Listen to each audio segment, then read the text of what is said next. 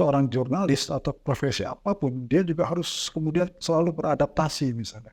Kalau orang itu katanya minum air kapuas, itu kemudian mereka akan balik lagi ke Kalbar misalnya kan. Nah kalau saya ini begitu di Kalbar, di Pontianak ini minumnya kebanyakan air itu.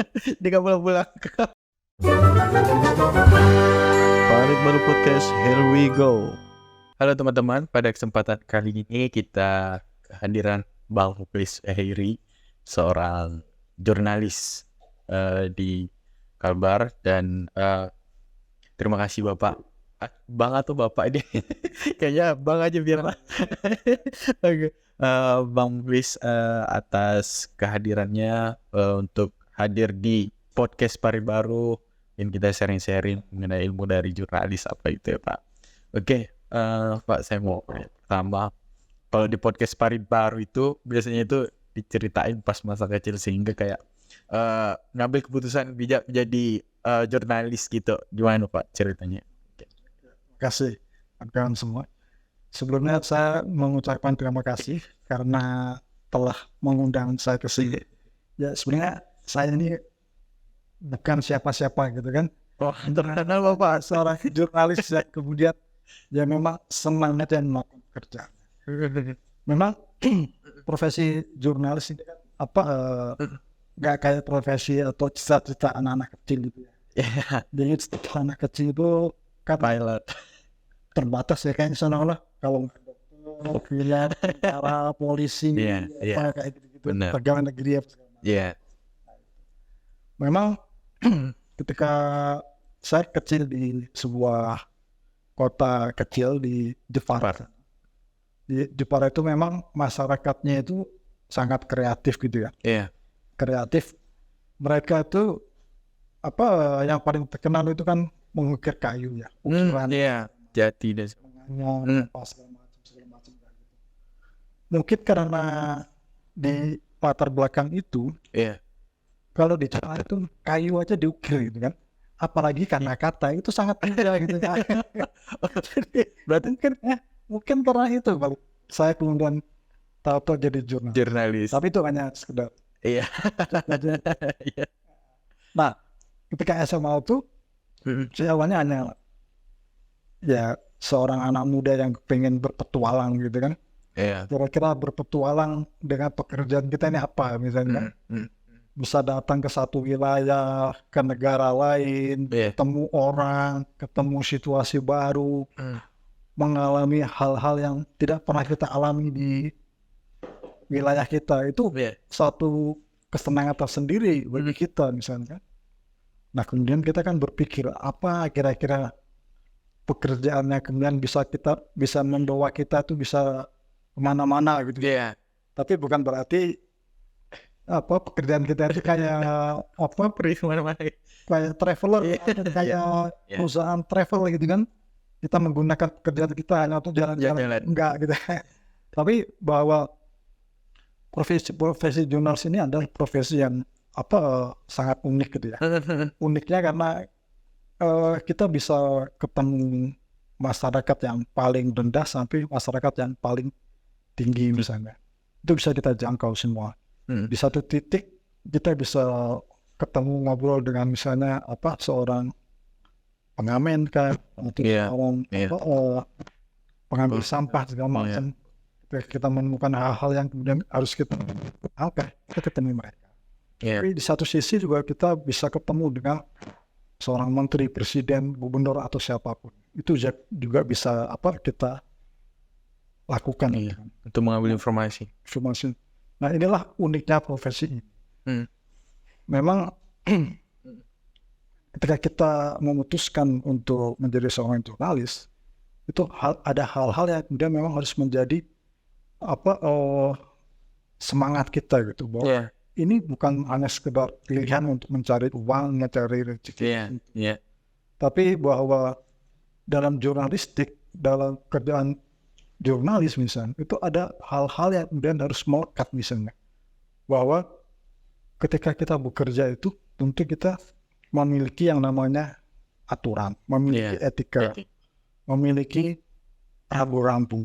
Nah rambu-rambu semua itu ada dalam namanya undang-undang yang diatur oleh pemerintah misalnya dalam Undang-Undang Nomor 40 tahun 99 misalnya, juga ada aturan-aturan ketika jurnalistik misalnya. Nah itu kemudian harus nah itu yang kemudian menjadi rambu-rambu kita, sehingga kita menjadi seorang jurnalis juga kemudian jangan semena-mena, jangan kemudian melakukan hal-hal yang kemudian memperburuk profesi ini, atau justru malah kemudian mencelakakan diri kita sendiri karena melakukan kesalahan yang harusnya tidak perlu dilakukan. Nah itulah profesi jurnalis. Tapi intinya adalah bahwa ketika kita menjadi seorang jurnalis, ada hal yang kemudian harus dilakukan.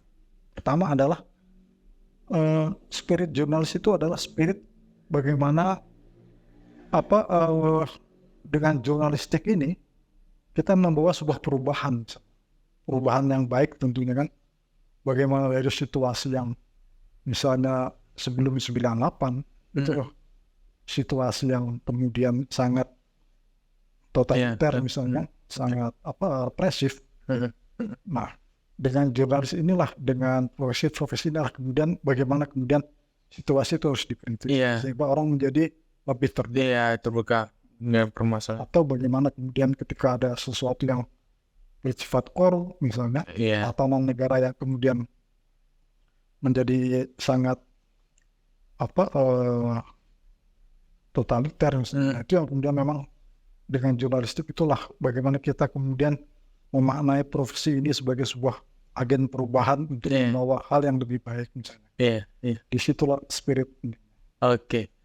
Memang dari kecil memang tidak berpikiran untuk jadi jurnalis, cuman karena kebawa dengan kondisi dan segala macam. Dengan berapa cerita Bapak mengenai jurnalis, udah berapa lama Pak profesi Bapak dari jurnalis? Saya udah lebih dari 25 tahun. 25 tahun. Karena memang kebetulan dulu kan kuliah di jurnalistik gitu ya. Di Jakarta. Kuliah di jurnalistik, kemudian bergaul dengan orang-orang jurnalis, juga kemudian belajar tentang teori komunikasi. Itu yang kemudian membuat kita semakin terbuka. Cuma memang ada hal-hal yang kemudian terus terjadi, yang terus berubah. Nah karena itulah seorang jurnalis atau profesi apapun, dia juga harus kemudian selalu beradaptasi misalnya. Ketika orang kemudian tidak beradaptasi, ketika orang kemudian tidak mau belajar, apalagi di profesi ini, nah itu selesai itu profesi itu bagi dia. Karena dia tidak akan menemukan hal-hal baru atau tidak memiliki semangat perubahan tadi. Kemudian profesi itu hanya sekedar menyelesaikan pekerjaan aja. Tapi spirit dia itu kemudian menjadi hilang. Nah itu yang bahaya. Tadi Bapak bilang sampai udah 25 tahun, lumayan lama untuk sebuah profesi jurnalis. Berapa tahun untuk maksud saya tuh kalau misal Bapak jadi jurnalis, ada nggak Pak momen yang memang jadi jurnalis yang bisa dibilang kayak cerita berkesan lah gitu, ataupun yang mengubah hidup Bapak gitu sehingga berkesan lah gitu mengenai di jurnalis gitu Pak? Ya kebetulan saya tadi itu misalnya pernah tinggal di kota kecil. Jepara. Terus pernah tinggal di kota besar metropolitan Jakarta misalnya. Ya kemudian sistem kerjanya harus cepat, harus nigat, kalau orang bahasa sini bilang ya harus nigat. Artinya isu di nasional itu seringkali berubah atau beda dengan isu di daerah misalnya. Kalau isu di nasional kan politik, pemilihan, capres, segala macam itu seksi di sana. Nah kalau di daerah itu, apalagi misalnya di Kalbar, yang memiliki sejarah terhadap konflik-konflik besar, itu kalau kita sebagai jurnalis itu menjadi tantangan tersendiri. Tantangan tersendiri kenapa? Ya katakanlah kalau misalnya orang-orang yang mengalami konflik itu mereka misalnya katakanlah konflik tahun 67 yang peristiwa PJRS Paraku itu misalnya. Peristiwa 67 saya pernah ikut itu tahun 2007 misalnya. Peristiwa sudah 42 tahun tapi kemudian rasa trauma itu masih terjadi pada sampai sekarang pada masyarakat pada orang-orang yang mengalami itu. Dan ketika trauma itu terjadi, itu juga secara langsung atau tidak langsung orang yang mengalami itu mereka tularkan atau mereka kasih tahu permasalahan-permasalahan itu ke generasi selanjutnya, sehingga permasalahan atau perasaan terhadap masyarakat lain itu jadi muncul. Inilah kemudian terjadi sehingga ada segregasi antara masyarakat satu dengan masyarakat lain karena peristiwa masa lalu. Ada gapnya. Ada gap misalnya. Nah, faktor itu terjadi kenapa ya? Karena masyarakat tidak tahu atau tidak memahami permasalahan yang sebenarnya misalnya. Nah, itu akan menjadi menarik di pekerjaan ini ketika kita bisa bagaimana menuliskan itu, bagaimana memahami persoalan itu, dan kemudian bertemu orang-orang yang kemudian bisa kita temui dan kemudian mereka memberikan sebuah informasi yang tidak pernah kita dapatkan sebelumnya. Sehingga informasi itu kemudian menjadi penting bagi masyarakat, sehingga masyarakat kemudian bisa lebih memahami persoalan itu. Nah, itu yang kemudian saya alami ketika saya menulis liputan-liputan tentang pengusiran masyarakat Tionghoa di sepanjang perbatasan tahun 67. Nah, itu ada peristiwa-peristiwa dramatik yang kemudian membuat kita itu mempertanyakan diri kita sendiri misalnya. Kenapa hal seperti ini bisa terjadi misalnya kan? Salah satu contoh misalnya, seorang anak kecil kemudian dibawa orang satu kampung itu, kemudian anak itu ditinggalkan di hutan sendirian misalnya. Kenapa orang-orang atau orang tuanya itu meninggalkan anak itu di hutan sendirian? Ya karena mereka berpikir kalau kemudian anak ini dibawa, itu orang sekampung itu kemudian menjadi ketahuan posisinya, sehingga mereka bisa dikejar dan mungkin saja dibunuh kayak gitu. Nah, situasi seperti itu kalau kita tidak pernah tahu, itu kan kemudian kita tidak mengerti duduk persoalannya. Nah, itu yang membuat di profesi ini jurnalis itu ya kita harus memahami nilai-nilai kemanusiaan universal. Kita harus memahami bagaimana sebuah permasalahan kemudian menciptakan sebuah sikap tersendiri kepada masyarakat. Nah, kita tidak boleh menjustifikasi itu. Hal yang utama adalah kita harus memiliki empati. Nah, ketika kita melihat sebuah permasalahan, kita tidak bisa langsung menjustifikasi, ini loh masalahnya, ini jahat, ini kejam segala macam, enggak. Tapi ada hal besar yang kemudian mendasari orang berbuat seperti itu. Nah, itulah yang membuat profesi ini itu membuat ya kalau dia memaknai setiap peristiwa yang dia pahami, dia tulis, dia menjadi diharapkan menjadi lebih wise gitu ya. Diharapkan menjadi lebih bijaksana karena dia mendapatkan sisi-sisi terdalam dari suatu masalah. Nah, itu yang membuat ketika kita semakin mendalami profesi ini, kita menjadi tidak kemudian gampang menjustifikasi satu persoalan atau menjustifikasi seseorang gitu. Dia begini, dia begitu gitu, enggak. Yang sikap itu yang kemudian harus kita dia akan muncul dengan sendirinya ketika kita banyak bertemu dengan peristiwa-peristiwa yang di lapangan tadi.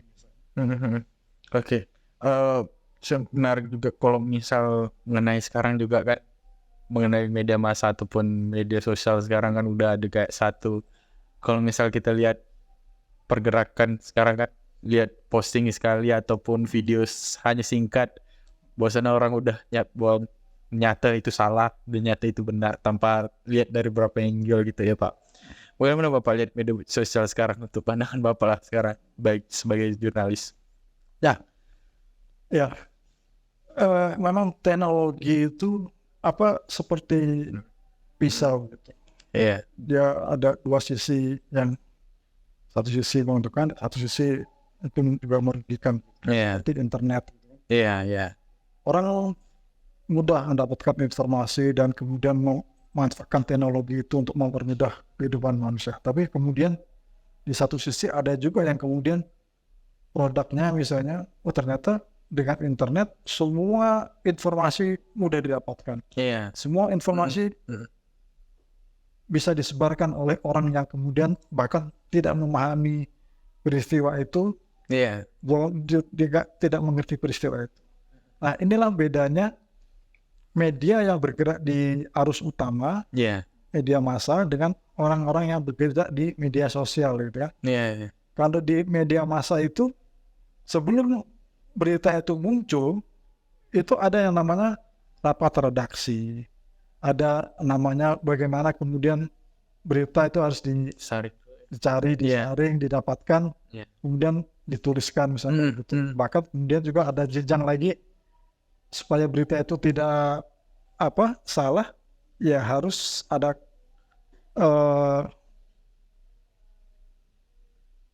pengujian ulang dari editor maupun pemretnya. Sekarang ketika banjir informasi ini, orang menyebar gitu aja, sehingga atau itu berita hoax gitu. Inilah pentingnya bagaimana kita juga harus pandai literasi, kan? Juga memberikan pemahaman kepada masyarakat, kepada pembaca kita, bahwa ada hal-hal yang kemudian harus disaring dulu, harus justifikasi,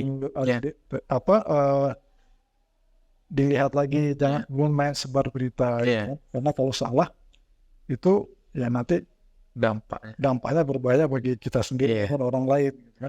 Benar. Nah, disitulah yang kemudian tantangannya sekarang ini. Makin banyak informasi justru malah membuat orang tidak semakin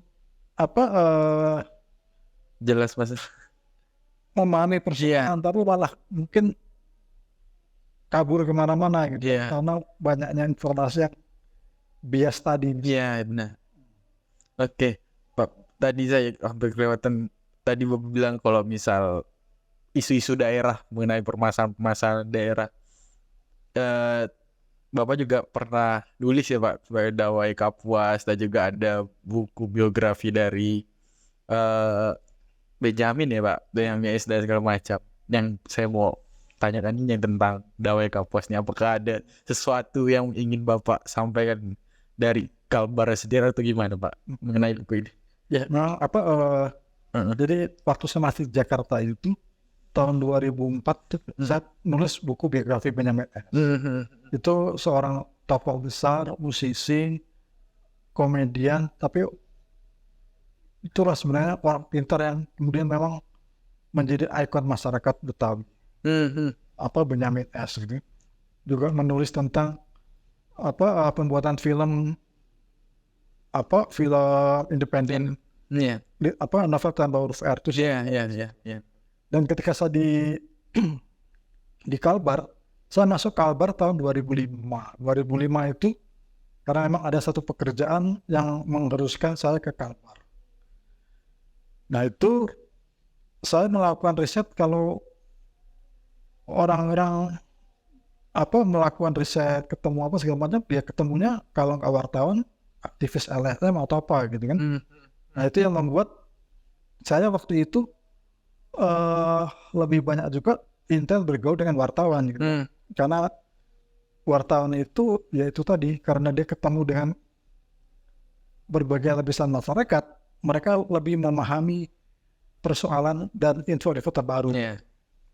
Nah termasuk ketika saya ketemu dengan istri saya itu juga di situ dalam rangka riset tadi misalnya. Nah ini juga kemudian ada kalau di Kalbar ini kan ada mitos ya. Kalau orang itu katanya minum air Kapuas, itu kemudian mereka akan balik lagi ke Kalbar misalnya kan. Nggak pulang ke tempat asli kamu. Kalau pun misalnya pulang ya balik lagi gitu kan. Nah kalau saya ini begitu di Kalbar di Pontianak ini minumnya kebanyakan air itu, Dia nggak pulang-pulang ke kampung. jadi nggak bisa pulang, ngangkut di sini. Nggak tahu sampai kapan ya Pak. Nah, di sekelilingnya. Nah, ketika saya kebetulan istri saya ada wartawan juga, wartawan kantor berita Iya. utara. Nah, ada sebuah kegelisahan juga ketika kemudian kita melihat. Nah, sebenarnya ada orang-orang di Kalbar ini yang kemudian memang punya potensi dan menarik untuk ditulis kisah-kisahnya. Itu yang membuat kami berdua, saya dan istri itu menulis buku Dawi Kapuas itu. Jadi konsep dari buku itu adalah bagaimana sebuah keluarga itu menjadi pusat dari sebuah peradaban gitu. Di peradaban itu ya bagaimana anak-anak itu ketika diajarkan sebuah nilai-nilai yang baik dalam lingkungan keluarga, mereka diajari perilaku yang baik, mereka kemudian selain diajarkan tentang akademik, tapi juga diajarkan tentang bagaimana etika yang baik segala macam. Nah itu konsepnya di situ. Bagaimana sebuah keluarga itu menjadi pusat dari sebuah kebudayaan atau peradaban, menjadi peradaban ke depan masyarakat gitu. Nah dimulai dari hal yang kecil itu keluarga. Nah buku itu berawal dari situ. Sehingga di buku itu akan kita temui bagaimana orang-orang yang muncul sekarang ini, ada politisi, ada pejabat, ada aktivis, ada jurnalis, bahkan ada orang yang menjadi aktivis HIV/AIDS di zaman itu, mereka menjadi seperti itu juga tidak lepas dari didikan keluarga misalnya. Nah, hal-hal nilai-nilai apa sih yang kemudian mereka dapatkan dari lingkungan keluarga itu yang kemudian menjadi dasar dari proses mereka untuk menjadi sekarang. Nah, konsepnya sederhana itu sebenarnya. Dan itu tentang bagaimana perempuan-perempuan itu kemudian bisa maju, bisa eksis di bidang-bidang yang mereka tekuni saat ini. Nah, buku itu bercerita tentang itu. Dari dasar keluarga untuk menjadi karakter lah ya ke depan nanti.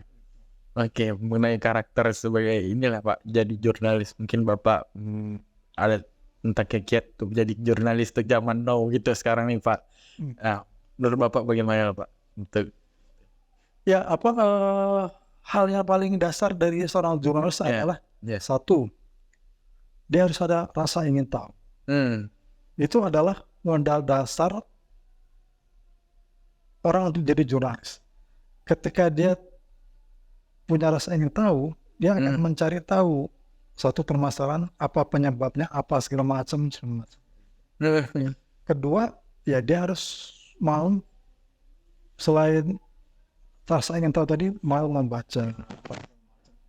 Nah, kemudian ketiga, sekarang ini dunia sudah berubah. Ada digital, ada media online, kemudian semakin jadi ada podcast apa segala. Nah, dia juga harus memahami dan kemudian beradaptasi dengan perkembangan teknologi. Walau kemudian dia tidak beradaptasi dengan hal baru itu, maka dia akan lewat misalnya. Nah, hal-hal itulah yang kemudian harus dia lakukan. Dan keempat adalah jadi wartawan, jadi jurnalis itu adalah jangan sok tahu gitu. Tapi bersikaplah rendah hati.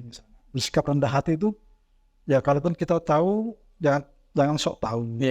Karena bagaimanapun juga ketika kita menggali informasi dari seseorang, ketika kita belum udah menggurui narasumber kita, dia tidak akan mau ngomong gitu kan. Oke Pak, ini jadi kita harus menggali, bukan menggurui gitu. Itu sikap rendah hati. Nah, hal-hal kelima adalah dia harus menjaga sikap yang namanya, ada hal-hal yang harus dia pegang ketika seorang menjadi jurnalis misalnya. Dan itu sudah jelas ada aturannya misalnya.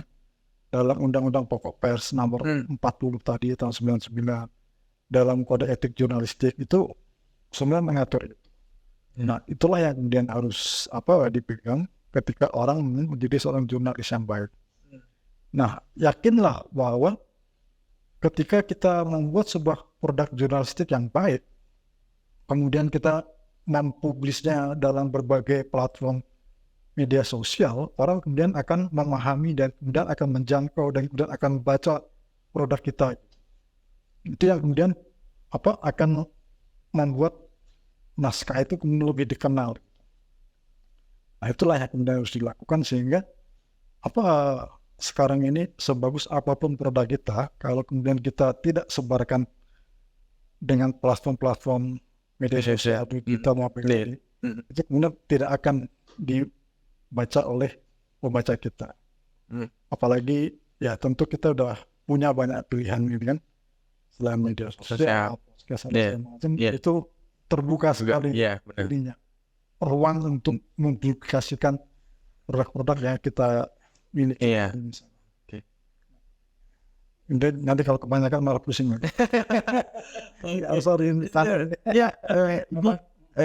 Saya share buat para penonton mengenai ini ya Pak, dari jurnalistik, mungkin perkembangan zaman dan segala macam. Oke Pak, makasih Pak atas sharingnya dan menarik buat kita bahas tadi. Mungkin kalau misalnya memang waktunya ini udah habis ya Pak, ke lanjut part 2 kalau bisa nanti Pak. Terima kasih Pak untuk waktunya dan sharing saya. Mungkin tadi itu pertanyaan terakhir tadi deh Pak. Dan mungkin dari kami terima kasih atas kehadiran Bapak. Semoga video ini dapat bermanfaat untuk nonton dan segala macam. Oke, mungkin dari kami cukup sekian dari podcast baru dan sampai ke video selanjutnya.